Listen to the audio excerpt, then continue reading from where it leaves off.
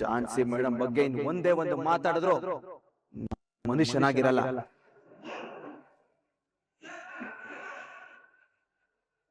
ಯಾರನ್ನ ನೀನು ಮನೆ ಹಾಳಿ ಕೆಟ್ಟ ಹೇಳ್ತಾ ಇದೀಯ? ಅವ್ರೇನಾದ್ರೂ ಮನೆ ಹಾಳಿ ಆಗಿದ್ದಿದ್ರೆ ಈ ಮನೆಗೆ ಒಳ್ಳೇದನ್ನ ಬಯಸ್ತಾ ಇರ್ಲಿಲ್ಲ. ಅವ್ರೇನಾದ್ರೂ ಕೆಟ್ಟವ್ರಾಗಿದ್ದಿದ್ರೆ ನಿನ್ನ ಜೀವನ ಚೆನ್ನಾಗಿರ್ಬೇಕು ಅಂತ ತನ್ನ ಜೀವನನ ತ್ಯಾಗ ಮಾಡ್ತಿರ್ಲಿಲ್ಲ. ನಾನ್ ಕೇಳ್ದೇನೋ ಒಂದೇ ಒಂದು ಕಾರಣಕ್ಕೆ ನನ್ನನ್ನ ಬಿಟ್ಟು ಹೋದ್ರಲ್ಲ, ಅವರು ನನ್ನ ಕೆಟ್ಟವನು ಬೇಕಾಗಿರತ್ತೆ. ಬಿಡು.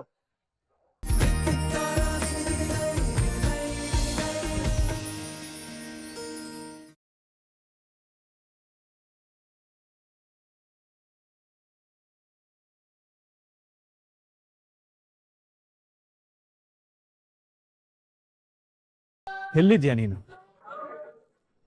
ನಿಜವಾಗ್ಲೂ ಇದೆಯಾ? ಬರೀ ಕಲ್ ನೀನು, ವಿಗ್ರಹದ ರೀತಿಯ ನಿನ್ ಮನ್ಸು ಕಲ್ಲಾಗೋಗಿದೆ. ನೀನೇನಾದ್ರು ಇರೋದ್ ಸತ್ಯ ಆಗಿದ್ದಿದ್ರೆ ಇವತ್ತು ಚಾರು ಮೇಡಮ್ ಈ ಸ್ಥಿತಿಗೆ ಬರ್ತಾ ಇರ್ಲಿಲ್ಲ. ನೀನೇ ಸರ್ವಶಕ್ತ, ಆದಿ ಅಂತ್ಯ ಎಲ್ಲ ನೀನೇ ಅಂತ ಪೂಜೆ ಮಾಡ್ಕೊಂಡು ಬಂದವ್ ನನಗೆ ಯಾಕಿಂಗ್ ಶಿಕ್ಷೆ ಕೊಡ್ತಾ ಇದ್ಯಾ? ಯಾಕಿಂಗ್ ಕಷ್ಟ ಕೊಡ್ತಾ ಇದ್ಯಾ ನಮ್ಗೆ? ನಿನಗ್ ಪ್ರಾಣ ಬೇಕು ಅಂದ್ರೆ ನನ್ ಪ್ರಾಣ ತಗೋ. ನನ್ನ ಹೆಂಡತಿ ಪ್ರಾಣ ಹಾಕ್ಬೇಕು ನಿನ್ಗೆ, ನನ್ ಮಗು ಪ್ರಾಣ ಹಾಕ್ಬೇಕು. ನನ್ ಪ್ರಾಣ ತಗೊಂಡು ನೀನೇ ನನ್ನ ಹೆಂಡತಿ ಮಗು ಪ್ರಾಣ ಕಾಪಾಡು. ಇನ್ನು ಪ್ರಪಂಚನೇ ನೋಡ್ದಿರೋ ನನ್ ಮಗು ಪ್ರಾಣದ ಮೇಲೆ, ನನ್ನ ಹೆಂಡತಿ ಪ್ರಾಣದ ಮೇಲೆ ಯಾಕೆ ಅಷ್ಟೊಂದು ಆಸೆ ನಿನ್ಗೆ? ಬದಲು ನನ್ ಪ್ರಾಣ ತಗೋ, ನಿನಗೆ ಸಂತೋಷವಾಗಿ ನಾನೇ ಅರ್ಪಣೆ ಮಾಡ್ತೀನಿ. ಇವತ್ತು ನೀನ್ ನನಗೆ ಉತ್ತರ ಕೊಡಬೇಕು. ನನ್ನ ಹೆಂಡತಿ ಮಗು ಪ್ರಾಣನ ಕಾಪಾಡಿ ನೀನ್ ನಿಜವಾಗ್ಲೂ ಇದೆಯಾ, ನಮ್ದವ್ರ ಕೈನ ಹಿಡಿತ್ಯಾ ಅನ್ನೋ ನಂಬಿಕೆನ ಸತ್ಯ ಮಾಡ್ಬೇಕು. ನೀನ್ ಇವತ್ತು ಅವ್ರ ಪ್ರಾಣ ಕಾಪಾಡ್ಬೇಕು, ಇಲ್ಲ ನನ್ನ ಪ್ರಾಣ ತಗೋಬೇಕು. ಯಾಕೆ ಹಿಂಗ್ ಕಲ್ಲ ಕೂತಿದ್ಯಾ? ಎಲ್ಲಿದ್ಯಾ ನೀನು? ಎಲ್ಲಿದ್ಯಾ?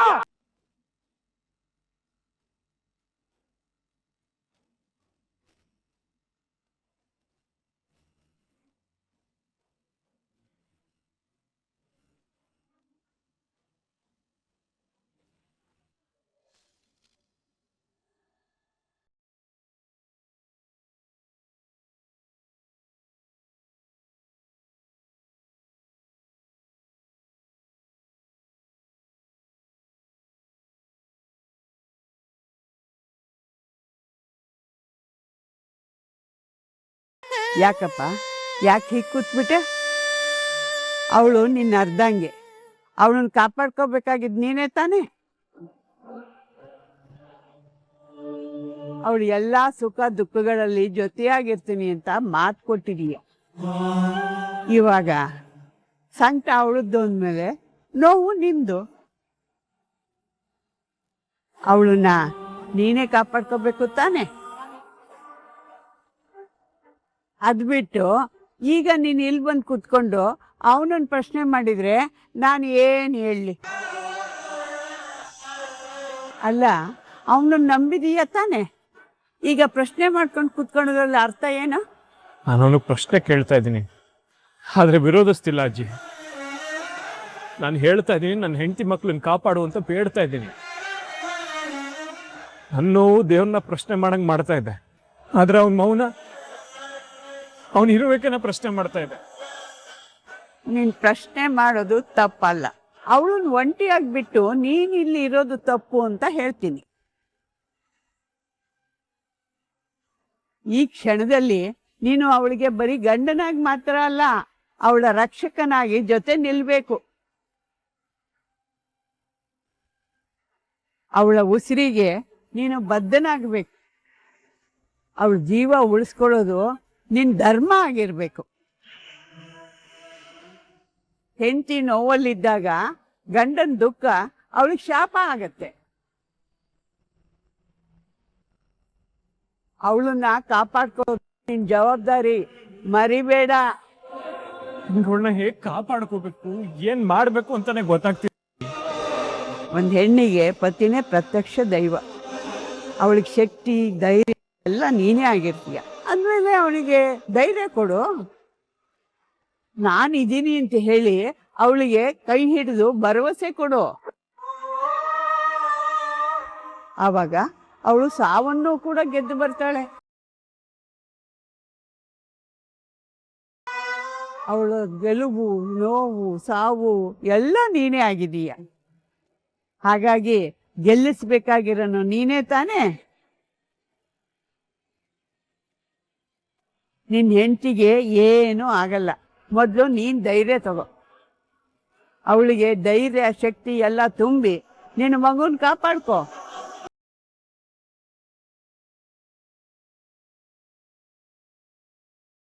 ಒಂದು ಹೆಣ್ಣಿಗೆ ಹೆರಿಗೆ ಸಮಯದಲ್ಲಿ ತನ್ನ ಗಂಡ ಜೊತೆಲಿದ್ದಾನೆ ಅನ್ನೋದಕ್ಕಿಂತ ದೊಡ್ಡ ಶಕ್ತಿ ಯಾವುದೂ ಇಲ್ಲ.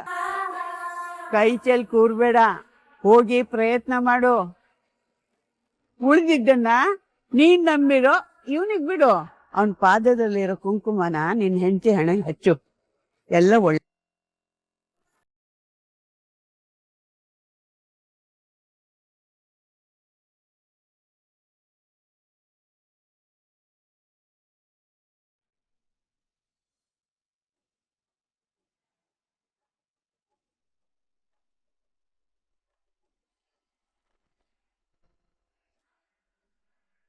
ಅಣ್ಣ, ರಾತ್ರಿ ಎಲ್ಲ ಎಲ್ಲಿಗೆ ಹೋಗಿದ್ದೆ? ಯಾಕೆ ಪಲ್ಲವಿ ಇಷ್ಟೊಂದು ಕೋಪ ಮಾಡ್ಕೊಂಡಿದ್ಯಾ?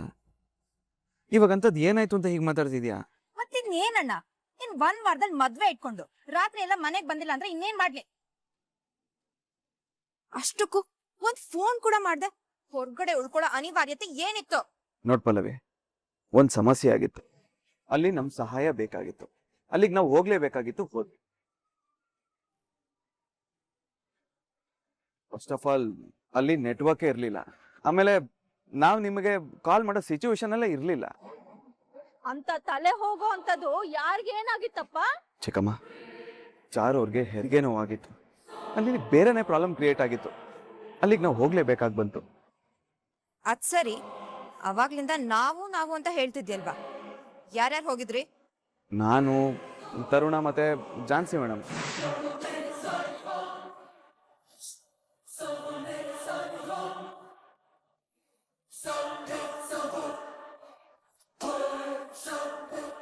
ಸೂಪರ್ ಬಿಡೋಣ ನೀನು.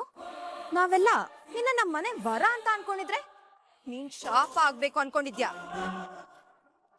ಯಾಕೆ ಪಲ್ಲವಿ, ಅಂತದ್ ನಾನು ಏನ್ ಮಾಡ್ದೆ? ಇನ್ನೇನ್ ಮಾಡ್ಬೇಕಪ್ಪ? ನೀನ ಜಾನ್ಸಿ ಜೊತೆ ಹೋಗಿದ್ಯಾ ಅಂದ್ರೆ ಏನರ್ಥ? ಪಲ್ಲವಿ, ಜಾನ್ಸಿ ಮೇಡಮ್ ನಮ್ಗಿಂತ ಮೊದ್ಲೇ ಅವ್ರ ಜೊತೆ ಇತ್ತು. ನಾವು ಹೋಗ್ಬೇಕಾದ್ ಬಂತಷ್ಟೇ. ಸಹಾಯ ಮಾಡಕ್ ಹೋಗ್ಬೇಕಾದ್ರೆ ಅರ್ಥ ಎಲ್ಲ ಹುಡ್ಕೊಂಡು ಕೂತ್ಕೊಳ್ಳೋದಿಕ್ಕಾಗಲ್ಲ. ನೀನ್ ಬೇರೆ ಯಾರ ಜೊತೆನೂ ಹೋಗಿದ್ರೆ ಅರ್ಥ ಹುಡುಕ್ಬೇಕಾಗಿರ್ಲಿಲ್ಲ. ಆದ್ರೆ ನೀನ್ ಹೋಗಿದ್ದು ಆ ಮನೆ ಹಾಳಿ ಜೊತೆ. ಕೆಟ್ಟೋಳ್ ಜೊತೆ ಪದೇ ಪದೇ ಹೋಗ್ತಿದ್ದೆ.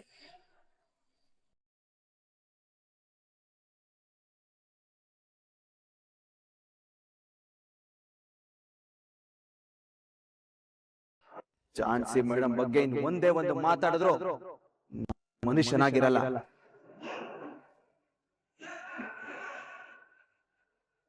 ಯಾರನ್ನ ನೀನು ಮನೆ ಹಾಳಿ ಕೆಟ್ಟ ಹೇಳ್ತಾ ಇದೀಯ? ಅವ್ರೇನಾದ್ರೂ ಮನೆ ಹಾಳಿ ಆಗಿದ್ದಿದ್ರೆ ಈ ಮನೆಗೆ ಒಳ್ಳೇದನ್ನ ಬಯಸ್ತಾ ಇರ್ಲಿಲ್ಲ. ಅವ್ರೇನಾದ್ರೂ ಕೆಟ್ಟವ್ರಾಗಿದ್ದಿದ್ರೆ ನಿನ್ನ ಜೀವನ ಚೆನ್ನಾಗಿರ್ಬೇಕು ಅಂತ ತನ್ನ ಜೀವನನ ತ್ಯಾಗ ಮಾಡ್ತಿರ್ಲಿಲ್ಲ. ನಾನ್ ಕೇಳ್ದೇನೋ ಒಂದೇ ಒಂದು ಕಾರಣಕ್ಕೆ ನನ್ನನ್ನ ಬಿಟ್ಟು ಹೋದ್ರಲ್ಲ, ಅವರು ನನ್ನ ಕೆಟ್ಟವನು ಬೇಕಾಗಿರತ್ತೆ. ಬಿಡು.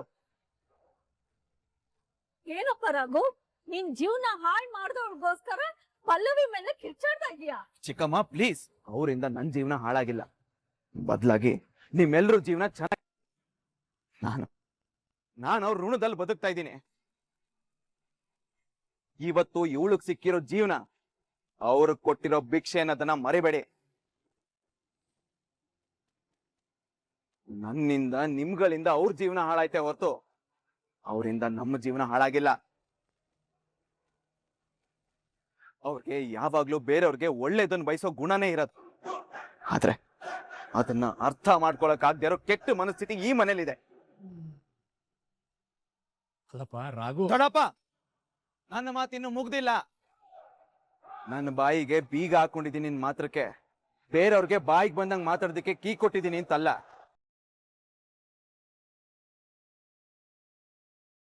ಏನೇ ಇದು, ಇಷ್ಟೊಂದು ರೋಚಿಗೆ ಬಿಟ್ಟಿದ್ದಾನೆ? ಏನಾಯ್ತು? ಗೊತ್ತಾಯ್ತು ತಾನೆ, ಸುಮ್ಮನೆ ಬಾಯಿ ಮುಚ್ಕೊಂಡಿದ್ಕೊಂಡು. ನೀನ್ ಹೇಳೋದು ಸರಿನೇ. ಅಷ್ಟಕ್ಕೂ ನಾನು ಎಲ್ಲಿ ಹೋಗ್ತೀನಿ ಏನ್ ಮಾಡ್ತೀನಿ ಅನ್ನೋದು ಈ ಮನೆಗೆ ಸಂಬಂಧಪಟ್ಟಿರೋ ವಿಷಯ ಅಲ್ಲ. ನಿನಗೆ ಏನ್ ಅಧಿಕಾರ ಇದೆ ಅಂತ ನನಗ್ ಪ್ರಶ್ನೆ ಮಾಡ್ತಿದ್ಯಾ? ಹೊಟ್ಟೆ ಹೆಣ್ಣು ಕುಲುಕ್ ಹೊರಗೆ ಅನ್ನೋದು ನಿನಗ್ ಚೆನ್ನಾಗಿ ಗೊತ್ತಿದೆ ಅಲ್ವಾ? ಆ ರೀತಿ ಇದ್ರೆ ನಿನಗೆ ಒಳ್ಳೇದು. ನೀ ಮತ್ತೆ ಮನೇಲಿ ಮಾತು ಕೊಟ್ಟಂಗೆ ನಾನು ಅನಿತಾ ಅವ್ರನ್ನ ಮದ್ವೆ ಆಗೋ ಡೇಟ್ ಫಿಕ್ಸ್ ಆಗಿದೆ ತಾನೆ? ಅಂದ್ಮೇಲೆ ನಿನಗೆ ಏನ್ ಕೆಲ್ಸ ಇಲ್ಲ. ನಾನು ಅವಳು ಯಾವಳ ಬಗ್ಗೆನೋ ಮಾತಾಡಿದ್ಕೆ ನಿಮ್ಗೆ ಇಷ್ಟೊಂದು ಕೋಪ ಬರುತ್ತಾ? ನಾನ್ ಇವತ್ತಿಲ್ಲಿರೋದಕ್ಕೆ ಅವಳೇ ಕಾರಣ. ಅವ್ರ ಬಗ್ಗೆ ಮಾತಾಡೋ ಅರ್ಹತೆ ಯೋಗ್ಯತೆ ನಿನಗಿಲ್ಲ ಪಲ್ಲವಿ.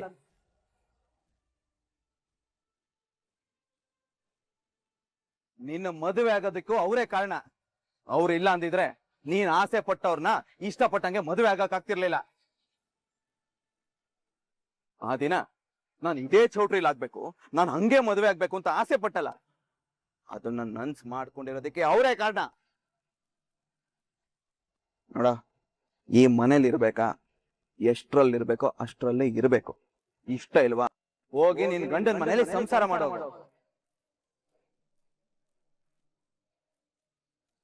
ಅದು ಮದ್ವೆ ಕೆಲ್ಸ ಓಡಾಟ ಎಲ್ಲ ಇರುತ್ತಲ್ಲಪ್ಪ, ಅದಕ್ಕೆ ನಾನು 2 ದಿನ ಇರ್ಲಿ ಅಂತ ಉಳಿಸ್ಕೊಂಡಿದೀನಿ. ಅದಕ್ಕೆ ಎಷ್ಟು ಬೇಕೋ ಅಷ್ಟು ಮಾಡ್ಕೊಂಡಿದ್ರೆ ಸಾಕು. ಅದು ಬಿಟ್ಟು ಮನೆ ವಿಷಯಕ್ಕೆ ಮೂಗ್ ತೋರ್ಸ್ಕೊಂಡ್ ಬರೋದು ಒಳ್ಳೇದಲ್ಲ. ಏನ್ ಮಾಡ್ಬೇಕು ಏನ್ ಮಾಡಬಾರ್ದು ಅನ್ನೋದು ನನಗೆ ಚೆನ್ನಾಗಿ ಗೊತ್ತು. ಅದನ್ನ ಅವಳಿಗೆ ಅರ್ಥ ಆಗೋ ತರ ಹೇಳಿ ಚಿಕ್ಕಮ್ಮ.